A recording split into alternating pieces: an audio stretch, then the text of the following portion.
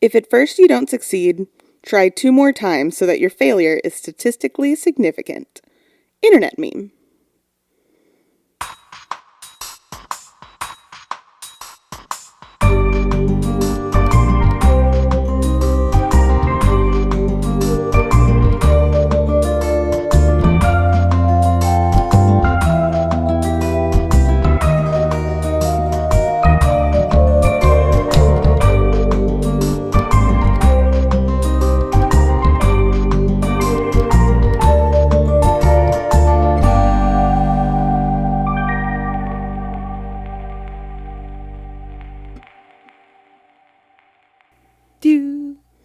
Do, do, do, do, Do. Hi, bestie. Hi, bestie. How you doing today? I'm good. We just got massages. How you doing? I'm doing great. I'm feeling good.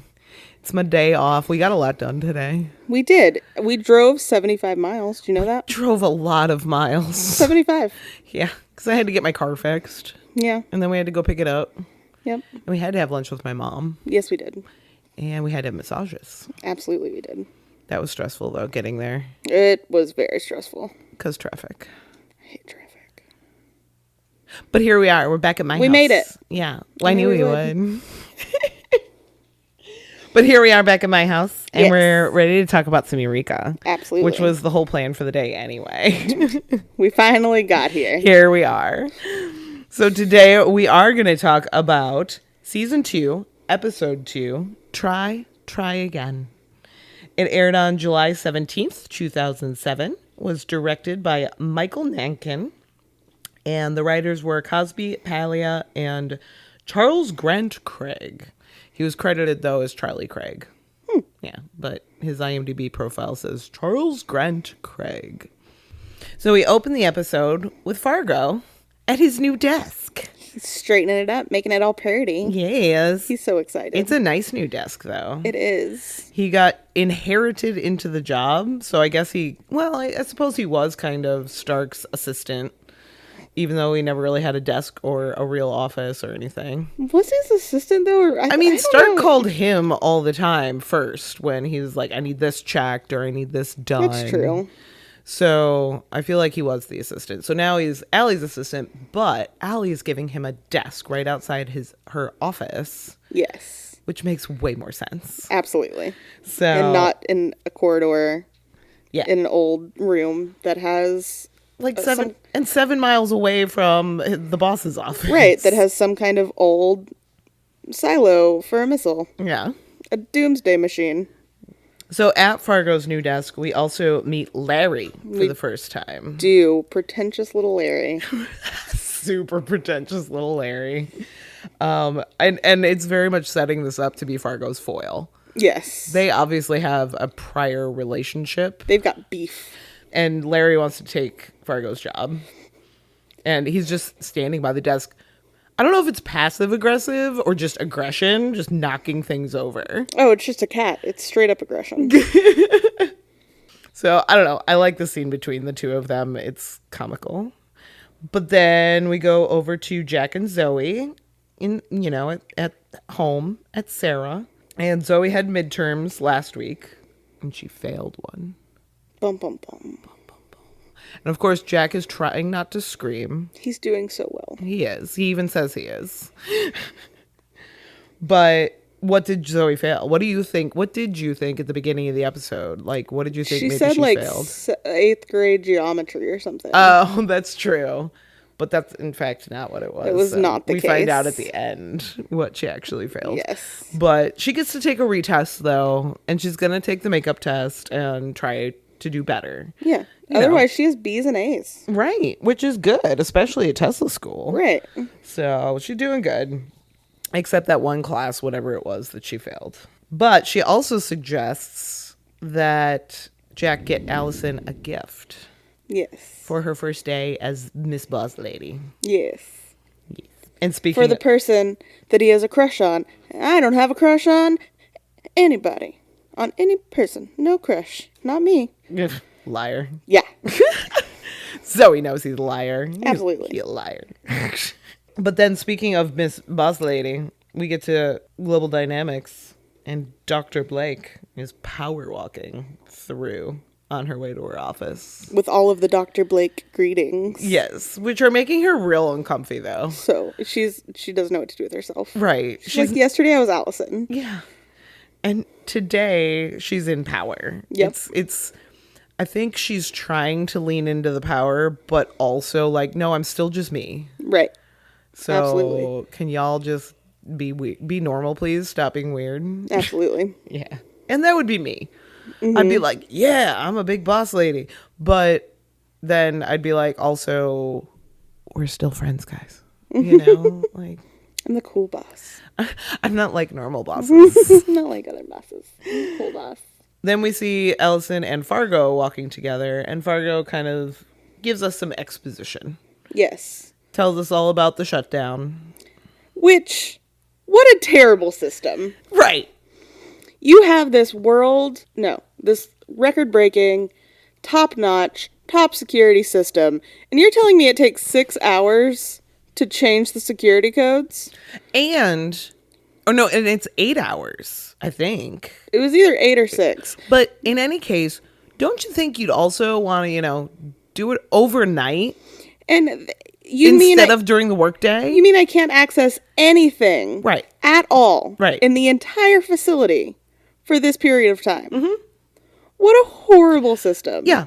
And, I mean, I'm sure they have people that work round the clock, so it would still affect people, but it would affect a lot less people if they did this overnight. Right. Instead of 8 a.m. to 4 p.m. or whatever it was. Right in the middle of the workday. That was my big thing. I was like, do this overnight, kids. My big thing is, it's a terrible system. That too. It should not close the entire system for that long to change security codes. Right.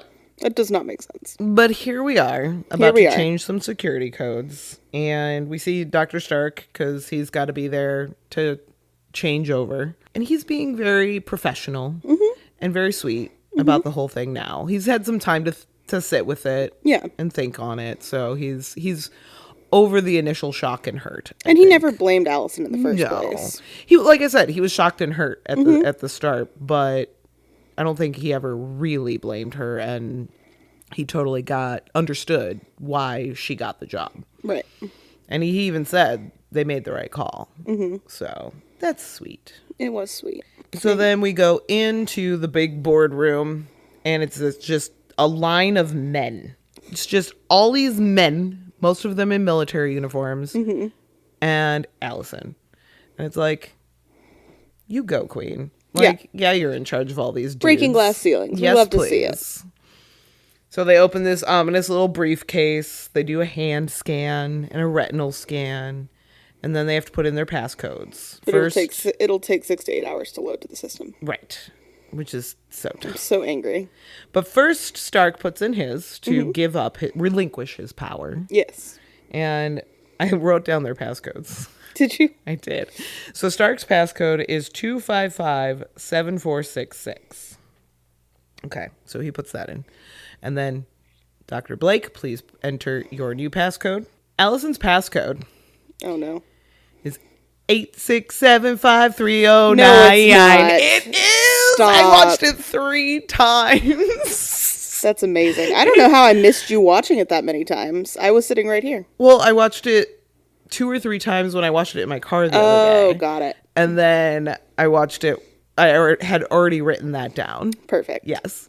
But 8675309 is her passcode, which is amazing to me. And it makes me wonder, is Stark's passcode something? But I couldn't glean anything from. What were the numbers? 2557466. I can't even think of what it would be. Maybe it's nothing. I don't think it's anything. Okay. Unless it's like broken up into things. Yeah, I was like wondering if it might have been a date of some sort. Well, I can't see it being a date. Yeah. Because it's not enough to be a set of years. Right. 255 is not a date. No. It's a mystery. If you have any thoughts out there. Maybe it's someone's phone number. What? Maybe it's someone's phone number. Let's call it and find out. Maybe it was his phone number. We need an area code, though. That's true. I don't know what his means. I want it to mean something. So if anyone has any thoughts on that, you can contact us via email or Instagram. Absolutely. And tell me your theories. Even if it's just a wild hair theory, it's fine. It's fine. So then as they do all of this, the computer voice says shutdown is happening and everybody's kind of logging off their computers and walking away from them. Because it's like a snow day, as Fargo had put it. Yes. You know, it's like, okay, except you could have done this overnight. Right. Or had a better system.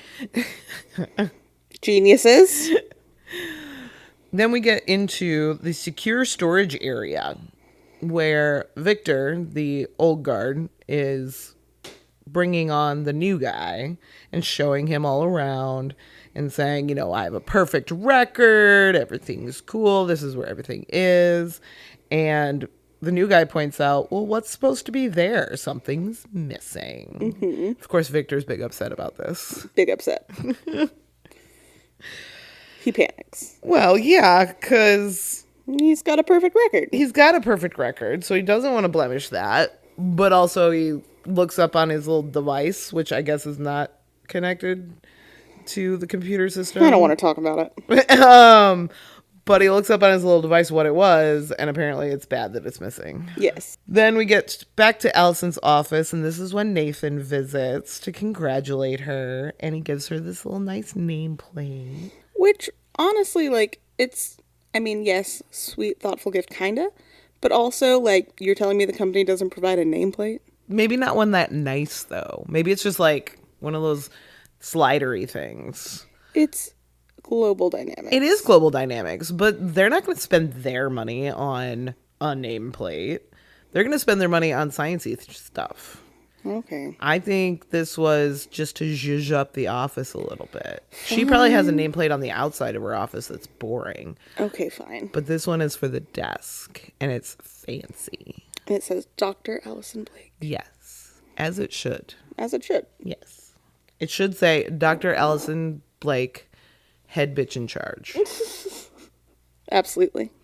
HBIC. So they're just discussing how he's kind of not all that upset that he's no longer head of Global Dynamics. He's kind of relieved. Like, he's just excited to do sciencey things again, maybe. Yeah. To explore. He is planning on leaving Global. Yes. Altogether, just to go off and do something else. Right. Because it was a hard job, and he's done with it. And she says, come on, was it really that bad? And then her phone rings. Immediately phone rings. And it's a code red something or other. Because of course it is. Of course it is. It's like in Young Frankenstein, another Mel Brooks reference. He says, could be worse, could be raining, and then it starts downpouring. And that's a joke I say all the time. And so that seems to be a theme with this episode. Or with Eureka. I mean, typically. Yeah. So then we go to the men's restroom. Yes. Which is an odd place to have a scene. It is. But I suppose for plot, it works. And it's a nice restroom. It is. I'm not mad at it. But Fargo's using the restroom, and he comes out and he finds something in his jacket pocket. Now remember, before we go into the restroom, we see Larry leaving the restroom, kind of in a hurry. Note that for later. So Fargo finds something in his pocket, and of course, Fargo pushes the button. Yeah, it's round and shiny, and it's got a button. It's got a button. You gotta press it. So what else are you gonna do? You gotta press it. Right. Then he finds that he can't turn it off, and he's going, oh well, and he just shoves it back in his pocket. And he goes to wash his hands, but the water runs right off before it even touches him. Yep. It's like there's a force field. And then he starts floating because he can't touch the ground. Yep. Nothing can touch him. It's like there's a force field. It's like there's a force field. Uh-oh. Credits. Because of course. Because of course. I don't know. I love when Fargo is kind of the reason for the crazy. Of course you do. Because he's so just... It's innocent. Dopey about it. He is very dopey. He's a smart dude, but he's so dopey about it. And he just has to push the button. That childlike wonder, man. Yeah, exactly. And if you don't have childlike wonder, are you really a scientist? Exactly. So, I get it. So after credits, we go to Allie's office and Jack arrives. And he's like, what do we got? Tell me what I'm in for. He's got banter. He's trying to be funny. Just like he used to. Like he always is. Like he always does. And Allison tells him it's a missing macaw.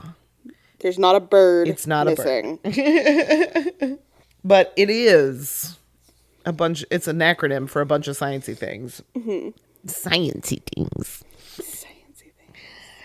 But it is a personal force field generator. And in my notes there I put, but I thought force fields didn't exist. Henry. Ooh. Remember in House Rules?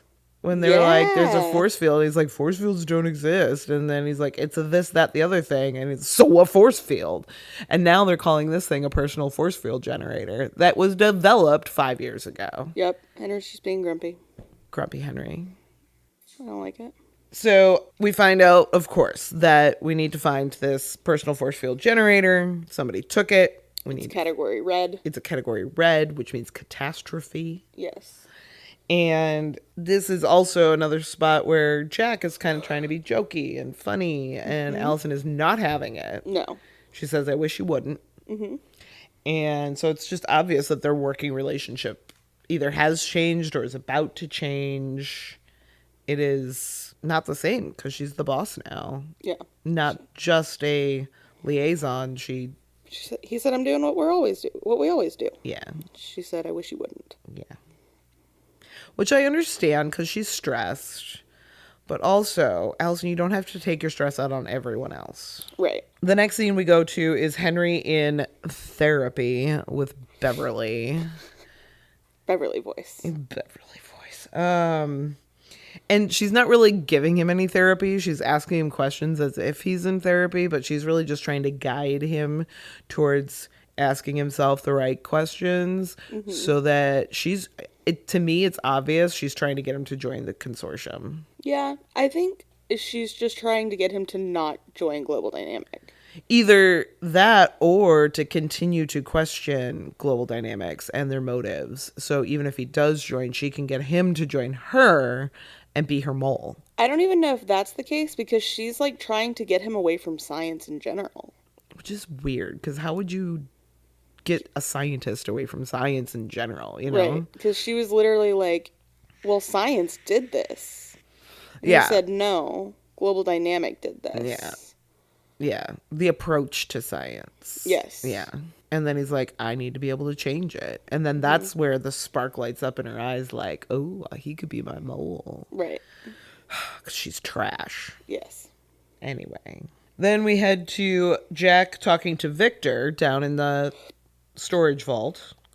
And Victor mentions a shifty, Weasley, suspicious guy. And I put all that in quotes because that's what Victor says. Mm-hmm. And Jack says, oh, did he have thick glasses? Oh, yeah, he did.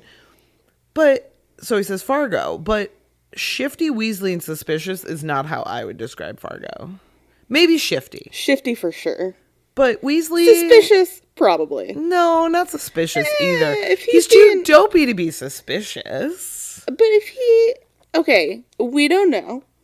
Because if he was taking a device, he would try to be all, like, cool about it, but then he would be suspicious because he's so shifty and, like, awkward. He would be really awkward. Seeing him do a bad thing like that, inherently bad thing like that, would be very shifty and, like, awkward. True. However... It doesn't sound like his typical character. In general, I wouldn't automatically jump from suspicious to Fargo. I would jump from suspicious to Larry. Oh, absolutely. He's weird and shifty and Weasley, but he doesn't have the glasses. No. So he does have Beach Boy hair, though. He does have Beach Boy hair. He's got some floppy hair happening. He does. And then, speaking of Larry, we see Larry, and he's sitting at Fargo's desk. Yep. Trying to take over. Yeah. It's like, well, Fargo hasn't been here, so I'm just trying to help. Yeah. And he points Jack to find him in the bathroom. Jack comes looking for Fargo, and he says, well, I last saw him in the bathroom. And he hasn't come out since. And that was... Bad look for first day on the job. Yeah. Whatever.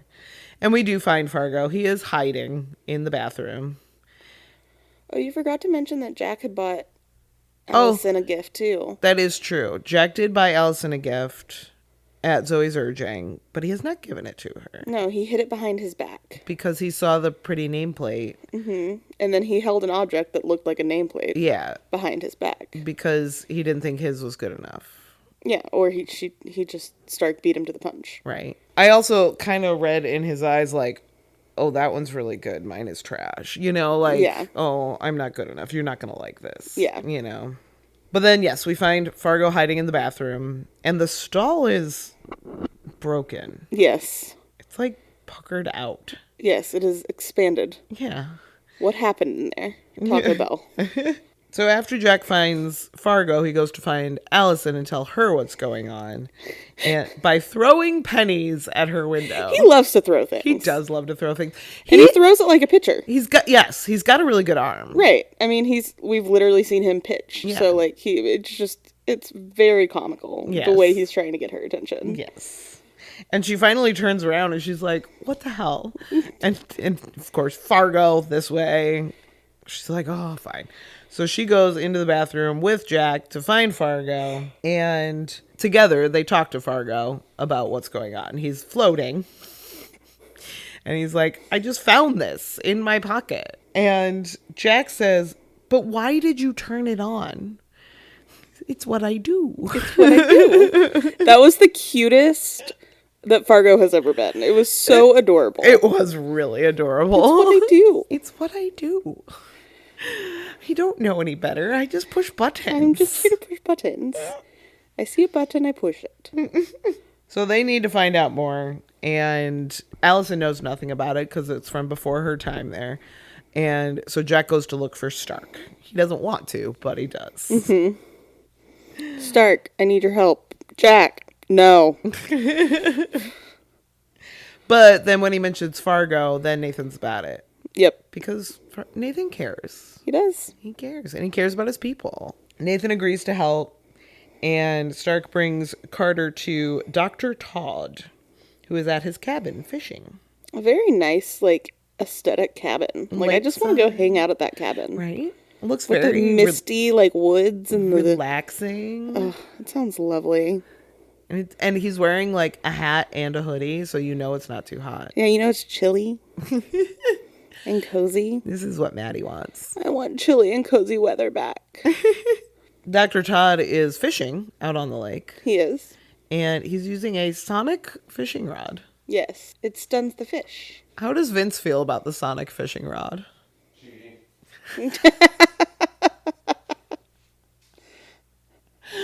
I hope it picked that up. I don't even know if the mics picked it up or not, but it'd be funny.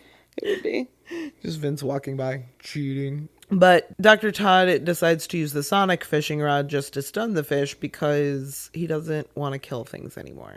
Yep. He is obviously dealing with some sort of PTSD. Mm-hmm. Some guilt, some grief. Yes. From whatever happened the last time the macaw was activated. Right. Not a bird. Every time I say macaw, I'm going to say not a bird.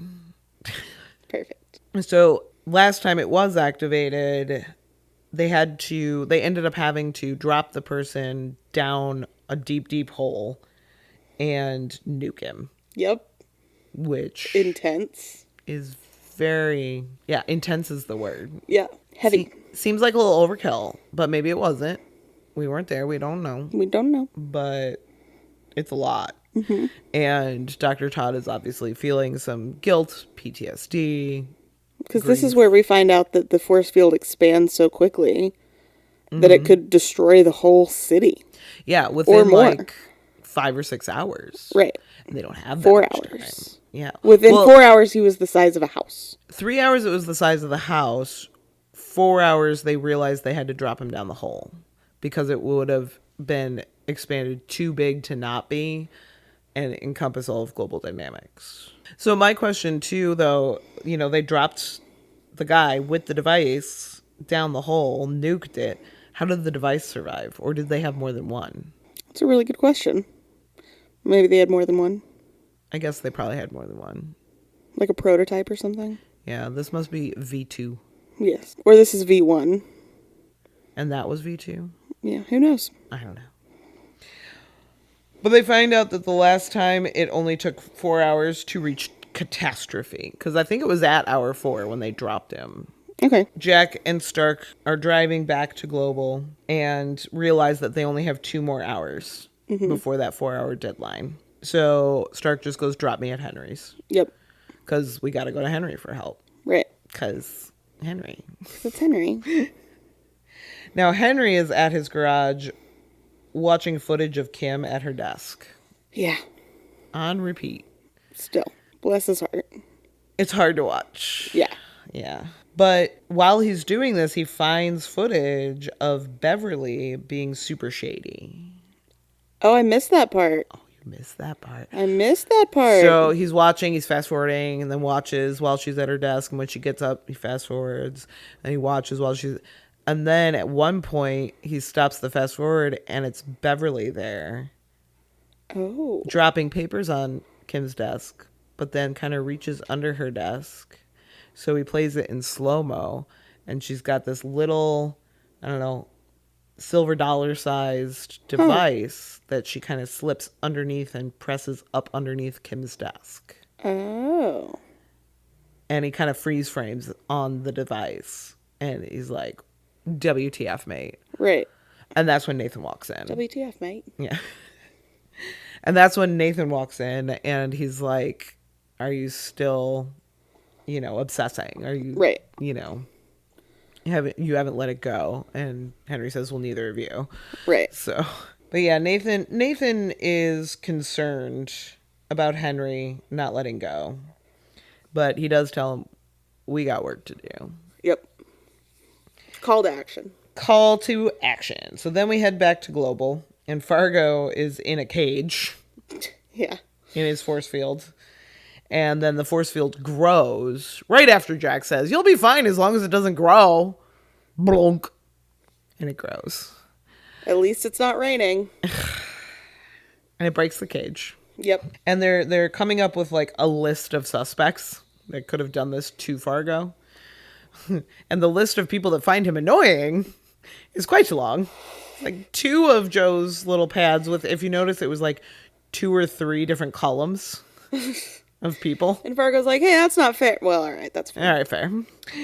And Jack said, yeah, but who would have something to gain? Mm-hmm. And he remembers Larry is out for Fargo's job. Yes. So he goes to talk to Larry. Yes. But Stark may have found something that could help. Mm-hmm. Not like fix it, but help. And so he calls Jack and says, you got to get Fargo to Henry's. So Jack leaves. Mansfield is calling for the nukes. Yeah. Allie's just trying to buy time. And she even says, Jack has never let me down. Yeah, so which is sweet. It is not time yet. Kind of like standoffish with him. It's very sweet. Yes. So, but then when they do transport him over to Henry's garage, he's on top of the Jeep. Yeah. Just chilling. All strapped in. Like, I'm here. I thought that was cute too. He is really adorable in this episode. So they get to Henry's, and Nathan wants to use a non-lethal crowd control weapon to restrict the growth of the force field.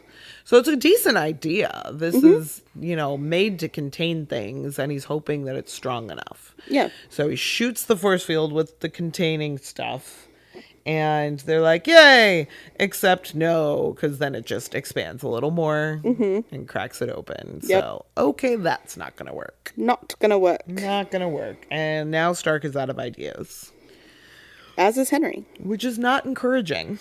It is not. It is not. When Stark and Henry don't have an answer, things are bad. Yes. Carter is still trying, though. He don't care. He's never going to give up. Right. So he asks for access to the hard copy records. And Allison at first is hesitant.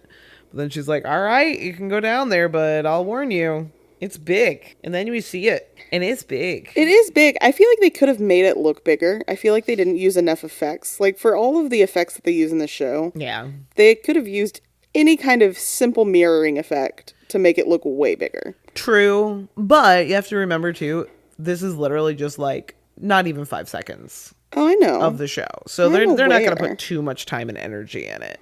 Just saying. I mean, it's true. It should be bigger. But it seems to go on forever. Yeah. It's big.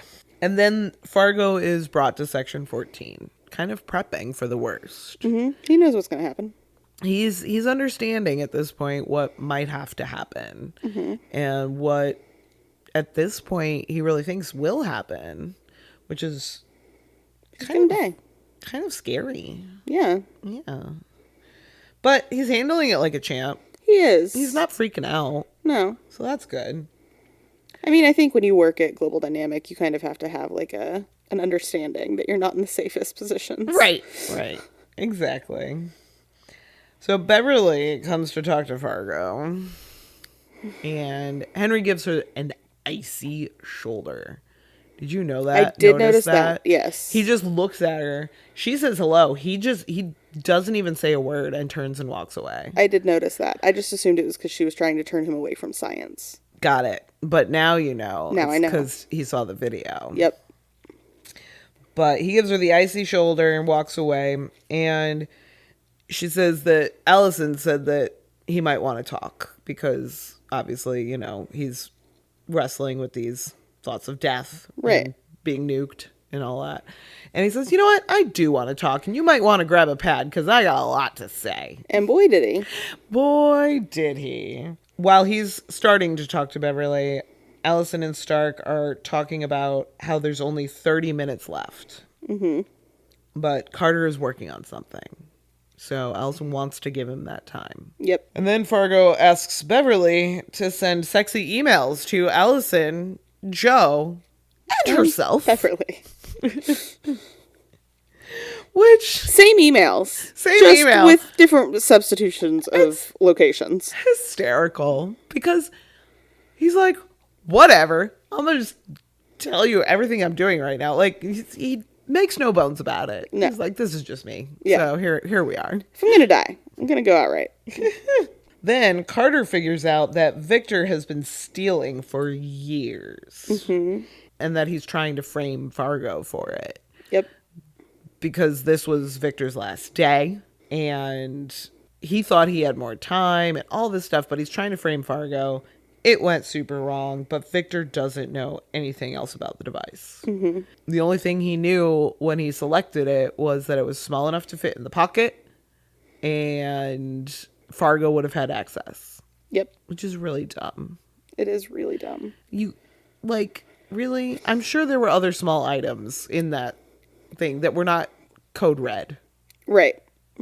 Yeah. And he said, I didn't know he was going to turn it on. It's Fargo! Of course he's going to turn it on. But Jack is obviously like super angry at this point. Mm-hmm. And he can't contain himself anymore. He's not being funny anymore. He is. No, yeah. He is just trying to save Fargo, which is so sweet too. Absolutely. Since Victor didn't know anything, Allison knows now, like, I have to order the nukes. Because while we don't have to use them quite yet, they need to be here in case we do have to. Yeah. So she orders the nukes. And it's weighing on her, you can tell. Yep. She doesn't want to do this. No, absolutely not. She wants to give Jack every single opportunity. Yep. So the nukes get driven into Section 14, and Mansfield gets all stern with Allison, and they open up the pit, and Jack figures out that the force field is not growing at the same rate as quickly as the previous test because of what Dr. Todd had said about the hours. Mm-hmm. So he's like, we still have time because this is not growing as fast. So they go and get Dr. Todd to help, and he doesn't want to, but Nathan convinces him. He does a really good job of it. He really does. Well, because he's coming from kind of the same place. Yeah. He's like, I just lost someone too, dude. Like, somebody died for one of my experiments, but I can help here, and you can help here. Mm-hmm. And let's try and... We don't have the computers. We have you. Yeah. Let's try and do something good here. So Dr. Todd does. He comes back to Global Dynamics, and Mansfield is trying to get all puffy and throw his weight around and tell Allison what to do, but Allie is having none of it. Yes. Head bitch in charge. I will fire you right now. And she's like, well, actually, you can't. Yep. Allison. Why has he not been lowered into Section 14? Sir, we're exploring one final alternative. You have missed the cutoff. There was a firm deadline in place. I'm aware of that. You are risking this entire facility and everyone in it on one man. That is not a logical choice. That is an emotional one. Well, sir, that's your opinion. Yes, and if you do not reconsider, I will have no choice but to remove you as head of Global Dynamics. Actually, sir, I'm afraid you can't do that. I beg your pardon. Protocol states that no transfer of power or relief of duty can be effected when the global computer systems are down. Security concerns. So, you can't fire me for another 3 hours. You do understand that once that force field gets to be too large to leave this facility, it will also be too large to fit into that hole. And at that point, containment will be out of the question. Let's hope that doesn't have to happen, sir. Read the bylaws. You read the bylaws because security and the computers won't be back up. Yeah. So bite me, basically. Mm-hmm. And she's so right. It's like, really? You're going to try and what? You put me in charge, sir, not you. Mm-hmm. Therefore, this is my call. You made this choice. Yeah. I didn't ask for this. I am not going to be your little puppet. I don't know what you thought was going to happen, but here we are. And she found her strength again, and Jack likes it. Mm-hmm. He likes his strong lady. He does. Yes, which, go Jack. So the field starts shrinking because of something Henry and Dr. Todd were doing with magnetic fields and all that. So yeah, because they realized that the thing that was next to it in the storage section had to do with magnetic fields. Yes. So they figured out something with the modulation, all the sciencey stuff. So it starts shrinking, and the green light starts getting dimmer, and then goes out. So, yay! Yay, we fixed it! Except we don't. Could be worse. Could be raining. Because the force field is still up, and the little device turns red. What does red mean, Corinne? Red means no. Red means it's using Fargo as a battery source, as an energy source. Yes. And it's his biological energy now that is the power source. Mm-hmm. So it'll end up killing him anyway. Mm-hmm. So what do we do? What do we do? And Jack says, I know what to do. We kill the power source. Yep. He's like, I'm going to kill Fargo. What? Only for a second. Just for a second. Just for a second. So he figures out he's going to shoot Fargo with the sonic pulse from the fishing rod to stop his heart and then hopefully bring him back. And they get the defibrillator already. You want to try saying that again? No, because that's how you say it. Yeah, but you like defibrillator. Because that's how you say it. Say it. Defibrillator. Yeah, you stumbled too. You went defibrillator.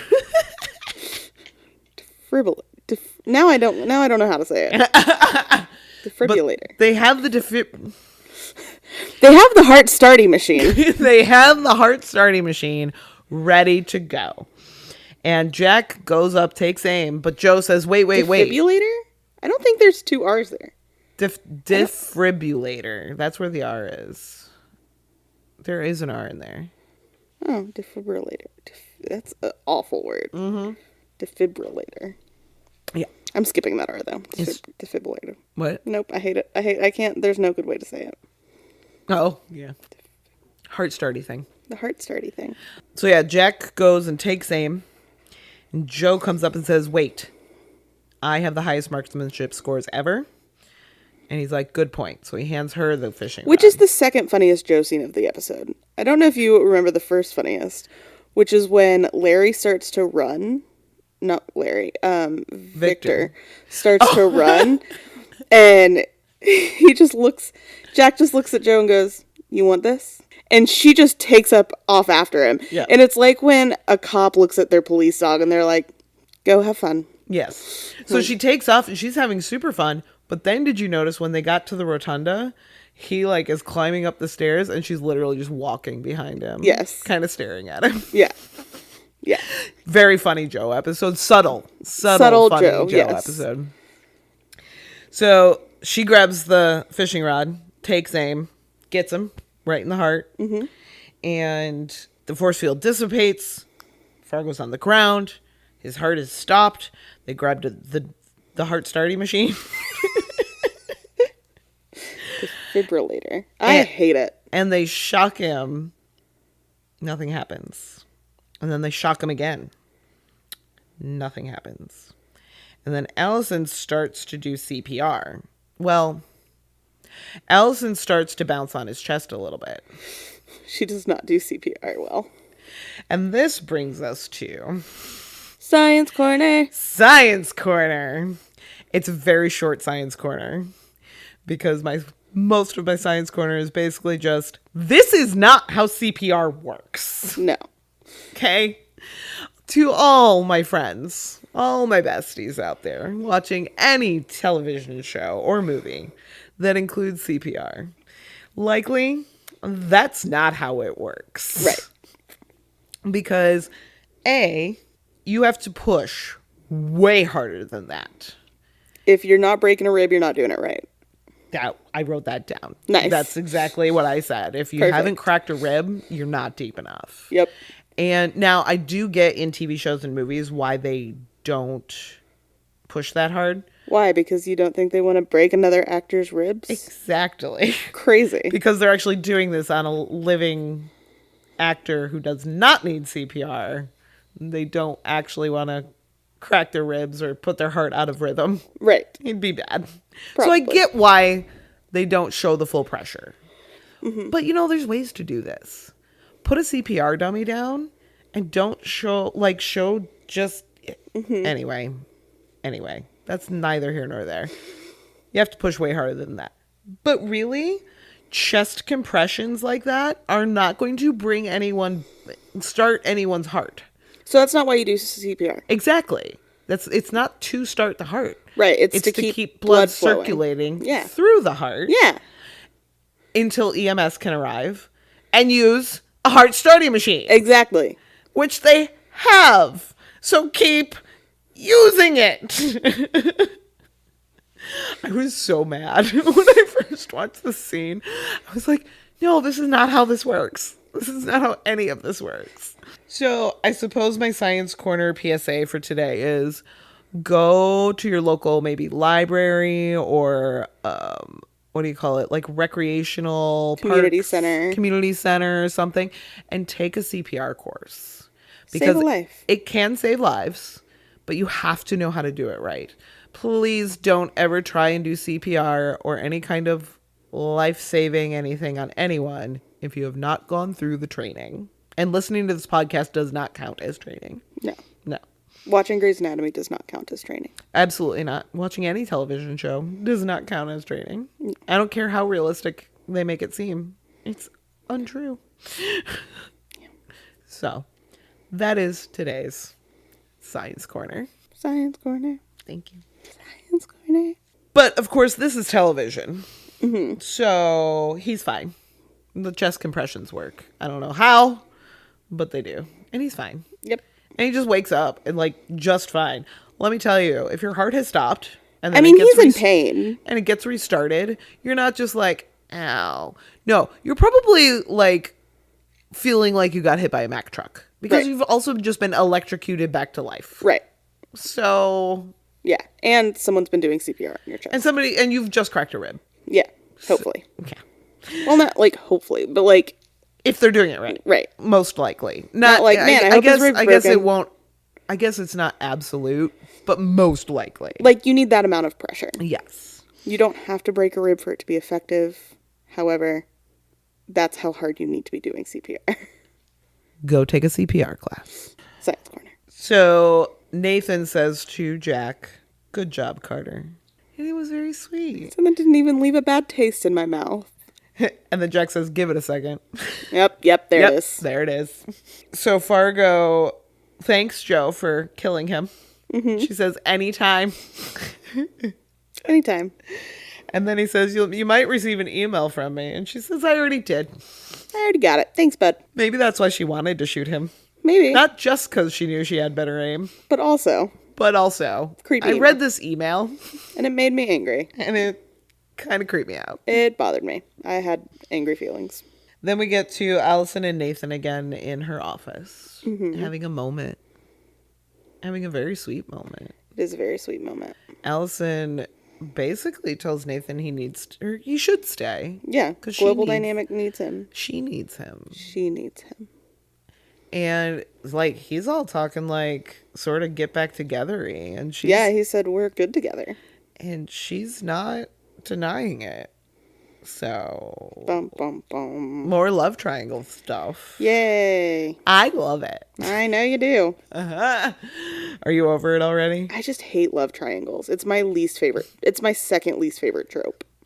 It's It's my third least favorite trope. I normally do. I normally am not here for a love triangle. But I don't know. I just think they make it so real. You know? Yeah. Like there's these two men who both clearly care for her. It's not like one's treating her like trash and she's like, but I can't decide. It's like they both clearly care for her and she has clear feelings for both of them. She just can't figure out which direction she wants to go. But I think she kind of convinces Nathan to stay. Yeah, I think so. Pretty sure. And then Jack goes home after his long, hard day. And we get to see the gift that he got for Allison. The boss is in. The boss is in. It's cute. It's adorable. I love that one. I wish he had given it to her. She would have found it cute. Right. But he didn't because he thought it was dumb. Sorry. Because she's trying to be all tough new boss. Yeah. And he's kind of embarrassed about it. Mm-hmm. But Zoe comes down and tells him that she passed her class, that she retook the test for her. And it was driver's ed. Time to take her driving. And Jack is very upset that he was upset about the failing grade. He is not looking forward to this. No. But here we are. Oh my gosh. I can't believe like my sister's oldest kid is about to start driving. Yeah, it's weird. Already passed driver's ed. Got the permit, everything, and will be driving very soon. Crazy. And I'm like, this is nuts. I don't know. Understand how these kids keep getting older and I keep staying the same age. Yeah, it's insane. I mean, I keep getting older. Everything hurts. So Maddie. Yes, Corinne. I have a game for you. Okay. Because that's the end of our episode. It is the end of our episode. So episode. now it's game time. Game time. Game time. Smash or pass. Let's go. Victor. Pass. So pass. Not only is he just not cute, but also, like... He's super shady. He's stealing things. Stealing things and then trying to frame my Fargo. Yeah. Like, that's not cool. It's not cool at all. What about Dr. Todd? Probably smash. Yeah? I don't know. Something about like... You want to go spend some time at his cabin with him? I do want to go spend some time with his cabin. Also, I just want to know more about him. Yeah. Yeah. I think he could be I cool. feel like he's... I kind of like the dark broody vibe. I don't know. I think I would pass, but... I probably would once I got to know him. I'd be friends. Yeah. I'd be fine. Friend smash. You can friend smash. What about Larry? Pass. So much pass. Surfer Ken. What? Surfer Ken. Surfer Ken. Well, I will give you a slight spoiler. Larry is not a one-off character. I had a feeling when he said his foil. He's a great character. As far as a well-written character. Mm-hmm. But he's one of those characters that you love to hate. Yeah. Mm-hmm. What about... We haven't seen him in a while, so I put on here General Mansfield. Pass. Yeah, pass. I thought you might think about it, though, because he was all authoritative. In a, like, misogynistic way, though. Oh, okay. Yeah, we don't like that at all. No. So, obviously, I'm passing. Yeah. Because, no. You don't tell my Allison what to do. Right. Mm-hmm. And have no, like... There's no black or white for him. Right. I like authoritative figures with a little bit of gray. Yeah. Got it. I like morally ambiguous. What about getting a sexy email from Fargo? Pass. Smash. I know. I would laugh. I'd be more like Joe, where I'd be like, it's fine. I mean, I wouldn't, like, be upset, but I would just be like, I'm going to ignore this immediately. We're going to pretend this didn't happen. Well, you know, I love Fargo. I know you do. Well, I think that's our episode. Look at us. Look at us. We did it. We finally did it. It's been a journey to get here. It has been, because We started together this morning at 9 a.m. We did. It is currently 5:41. It's been, we had every intention of having this recorded before 2 p.m. Yes. And that did not happen. But here we are. We did it. We did it. So, I'm going to roll credits. Madi and Rin are a pair of best friends and photographers and lover of all things nerd culture. We have no affiliation with the Sci-Fi Channel or the producers of Eureka. We are having fun here. Everything we say is our own opinion and thoughts. Nothing is official. If you want to contact us, you can email or find us on Instagram and drop us a line there. Our email address is youshouldwatchpod1@gmail.com, and on Instagram, we are at youshouldwatchpodcast. Big thanks and praise, always, to John Eric Copeland for the use of his original song written for this podcast. He is the founder of From the Moment Music at fromthemomentmusic.com. Thanks, Dad. Now, go follow the show on whatever platform you found us on, and tell your besties to listen. And until next time, Bye besties!